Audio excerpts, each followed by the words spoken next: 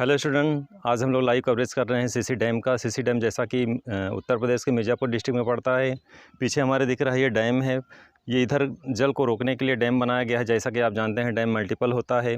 जल को संग्रहित करने के लिए भी डैम बनाया जाता है और डैम के कई मल्टीपल उद्देश्य होते हैं, इसलिए डैम बनाया जाता है। लेकिन जैसा कि आप जानते हैं रिवर सिस्टम जो हिमालय से नदियाँ निकलती हैं उसमें जल इतना ज़्यादा रहता है, इसलिए डैम बनाने से उसकी उपयोगिता ज़्यादा रहती है। और जो वैसे मैदानी क्षेत्रों में या अन्य सहायक नदियाँ हैं जिनका जल स्रोत किसी पहाड़ी से किसी झरने से है तो वो ग्रीष्म काल में सूख जाती हैं। जैसा कि आप देख रहे हैं इस साइड में थोड़ा बहुत जल है। कैमरे को इधर थोड़ा सा घुमाएंगे, देख रहे हैं इधर एकदम सूख गया है।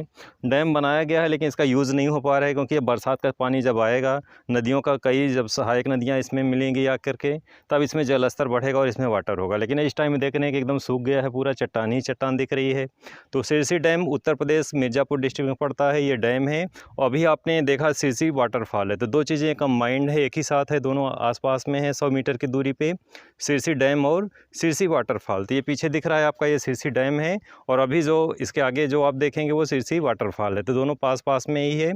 सिरसी वाटरफॉल में चूँकि उसमें थोड़ा थोड़ा वाटर सप्लाई हो रहा है ऊपर चट्टानों के सतहों के मध्य से होकर के, तो उसका जल स्रोत बना हुआ है, उसमें थोड़ा बहुत जल प्रवाहित हो रहा है। लेकिन ये इस तरह से यहाँ पे देख रहे हैं कि नदियों का जो नदियाँ होती हैं ग्रीष्मकाल में उनका जल स्तर बहुत सूख जाता है, क्योंकि दक्षिण भारत या फिर अन्य नदियाँ जो सहायक नदियाँ हैं उनका जल स्तर का स्रोत पहाड़ी से होता है, किसी ऐसे चट्टानों से निकलती है धारा, जिसके कारण जो है ग्रीष्मकाल में सूख जाती है। तो ये सिस्टम होता है। हिमालय की नदियाँ नहीं सूखती क्योंकि उनका जल स्रोत ग्लेशियर होता है, और इधर की जो नदियाँ हैं दक्षिण भारत की, चाहे नदियाँ हो चाहे अन्य सहायक नदियाँ हैं, जिनका स्रोत पहाड़ी होता है, पहाड़ी किसी चट्टान से निकलती है, कोई स्रोत उनका होता है, स्रोता होता है, तो ऐसे कंडीशन में ग्रीष्मकाल में नदियाँ सूख जाती हैं।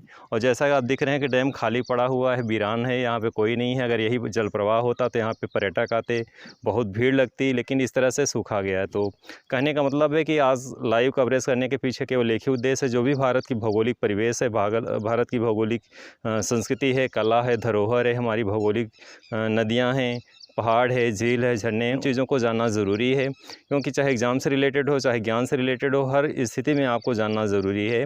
इसी के लिए हम लाइव कवरेज करते हैं। जैसा कि आप जानते हैं ब्लैक बोर्ड पे वो चीज़ें आप जानकारी जो ज्ञान प्राप्त करते हैं वो उतना माइंड में हिट नहीं करती, लेकिन जो चीज़ें आप लाइव देखते हैं वो ज़्यादा माइंड में आपको हिट करती हैं, वो चीज़ें ज़्यादा समझ में आती है। इसलिए लाइव कवरेज करते हैं। लाइव कवरेज करने के लिए हमें फील्ड में आना पड़ता है, चट्टानों से होके गुजरना पड़ता है।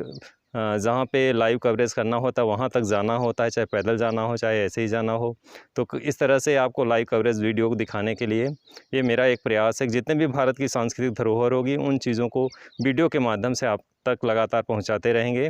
आज की वीडियो में बस इतना ही। फिर से नया कोई मैटर, कोई नया टॉपिक, कोई नया भौगोलिक धरोहर, कोई नया संस्कृति और कला का केंद्र होगा, जो नई वीडियो में आपके साथ फिर से मिलेंगे। तब तक के लिए धन्यवाद।